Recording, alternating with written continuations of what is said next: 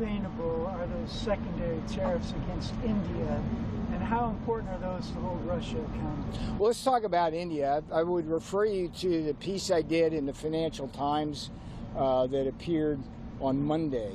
And the Indian situation is very interesting. A lot of people don't know this, but prior to Russia's invasion of Ukraine in February of 22, India India bought virtually no Russian oil. Let me say it again. Prior to the invasion of Ukraine in February 2022, India bought virtually no Russian oil. I mean, it was like 1% of their needs.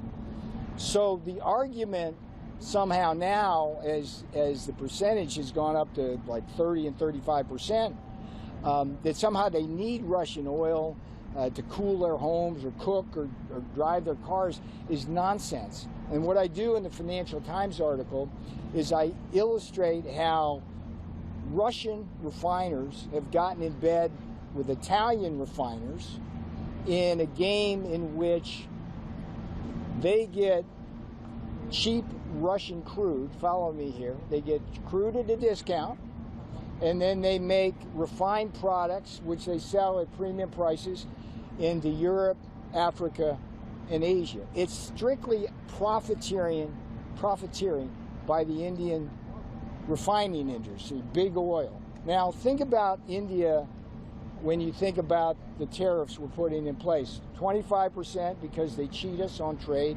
25% because of the Russian oil. I ask you this, what is the net impact on the Americans because of our trade with India? Well, let's think about it.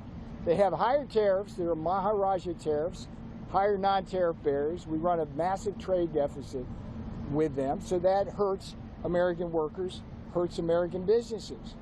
Then they use the money that they get from us when they sell us stuff to buy Russian oil, which then is processed by refiners, and they make a bunch of money there.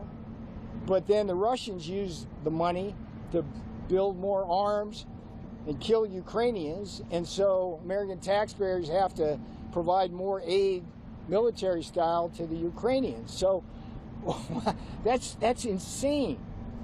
And President Trump sees that chessboard beautifully, and you guys need to write about that. That's what's going on there.